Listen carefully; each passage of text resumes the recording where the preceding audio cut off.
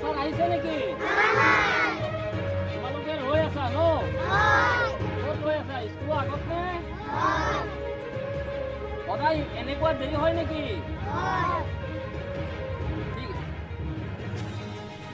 কচুৰ মাধৱপাৰাৰ এখন চৰকাৰী বিদ্যালয়ত প্ৰায় 10 বজালৈ উপস্থিত নহয় এজনো শিক্ষক। নগাঁও জিলাৰ কঠিয়াতলী শিক্ষাখণ্ডৰ অন্তৰ্গত মাধৱপাৰা নৱজাগৰণ প্ৰাথমিক বিদ্যালয়ত সময়মতে বিদ্যালয়ত শিক্ষক উপস্থিত নোহোৱাৰ অভিযোগ উত্থাপিত কৰিছে স্থানীয় লোকে।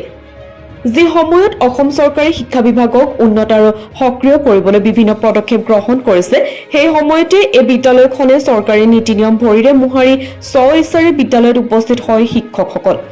পূৰ্বেও বিদ্যালয়খনৰ শিক্ষকসকল পলমকৈ বিদ্যালয়খনত উপস্থিত হৈ থকাৰ অভিযোগ উঠিছিল। এতিয়া শিক্ষা বিভাগে সম্পূৰ্ণ ঘটনা তদন্ত কৰি কি ব্যৱস্থা অৱলম্বন কৰে সেয়া সময়ত হ'ব লক্ষণীয়।